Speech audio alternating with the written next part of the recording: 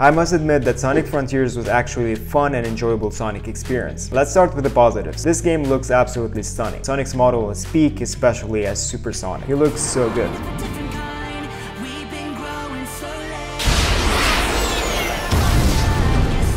Technically, all 3 different islands look absolutely beautiful. It was fun running around as Sonic on these gorgeous islands, going through rails, boosters, and platforms to collect rings and objects that help us advance through the story.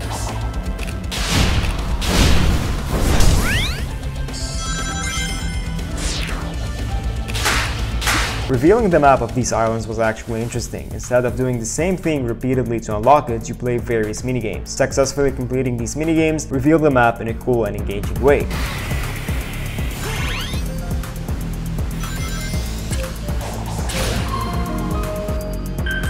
The platforms scattered throughout the maps are fun, with quick boosts, looping around rails, and jumping off springs. Typical Sonic-related activities. Although they would suddenly pop out of nowhere, I got used to it after a bit more playtime. Another strong aspect of Sonic Frontiers that I really enjoyed was the combat. I didn't expect it to be that good, nor did I anticipate the variety of moves and combos available for Sonic. I was genuinely surprised. Simply put, all the moves were great and satisfying. I looked forward to unlocking new moves in the skill tree, from the homing shot to the cross slash. They were all incredible.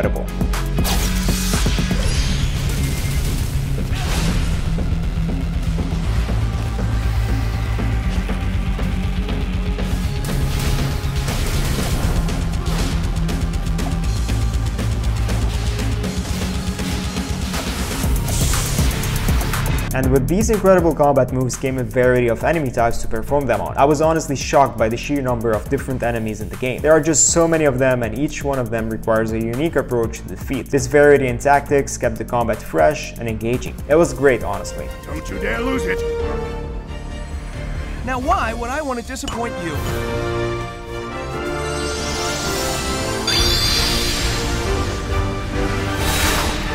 Well, since I'm talking about combat, the combat itself does not change with Super Sonic. The difference is that your attacks and moves turn to gold, which is an aesthetic change, and additionally you can fly. You do get some different encounters with different bosses, which are basically QTEs, but in general, it's pretty much similar.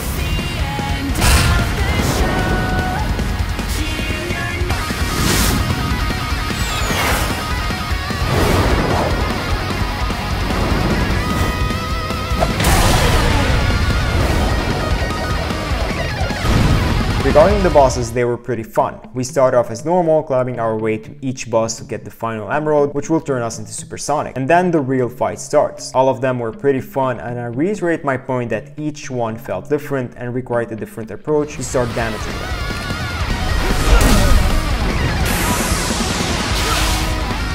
These were pretty much the great aspects of Sonic Frontiers. Of course, this game isn't perfect, but it is fun. Now let's move to the negative and weakest part of the game. In my personal opinion, the story. I don't mean the story itself, but rather how it was set up so we could proceed with it. Let me explain. The story itself was interesting. Most of the story progression was just through dialogue with other characters. At the start of the game, we're introduced to Sonic, Amy, Knuckles, and Tails. Then this whole cyberspace corruption with Sage and Eggman happens, and you spend your time trying to save them. The issue is how you progress through the story, which lacks actual missions. You basically collect objects for the characters depending on the island by going through these platforms, digging some treasures, and after you get enough of these, you go to the character and basically just have a conversation, and that's it.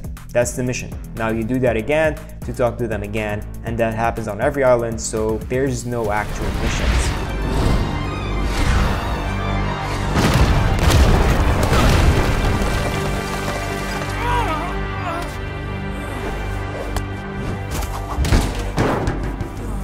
While collecting objects for the characters, you will also need to find emeralds scattered across the islands, which requires keys. These keys are obtained by completing cyberspace challenges, which are typical Sonic races, and most of them are fun. However, to unlock these cyberspace challenges, you need to defeat large enemies spread around the island to obtain portal gears, which then unlock the portals for these challenges. This process can get repetitive, but I'm still grateful for what we've got. Another downside for me was Super Sonic. It didn't feel as epic as I expected. I thought it would be more dramatic, but but it ended up being quite simple. I would have loved to see a distinct combat moveset specifically for Supersonic. Despite that, it was still enjoyable and fun. Finally, I would have loved the option to free roam as Supersonic on these islands with a switch button available whenever we wanted. To make it a rewarding achievement, it could be unlocked by completing the game 100%, adding an extra reason for players to reach that milestone. At the end of the day, I'm grateful for what we got. Game development isn't easy, and we're lucky to have experienced the great aspects of this game. Don't get me wrong, I loved it so much that I went ahead and got the Platinum Trophy. I only aim for the Platinum Trophy when I truly enjoy a game, and that was definitely the case with Sonic Frontiers. So have you played Sonic Frontiers? If so, what did you think of it? If not, would you like to give it a try? Let me know in the comments.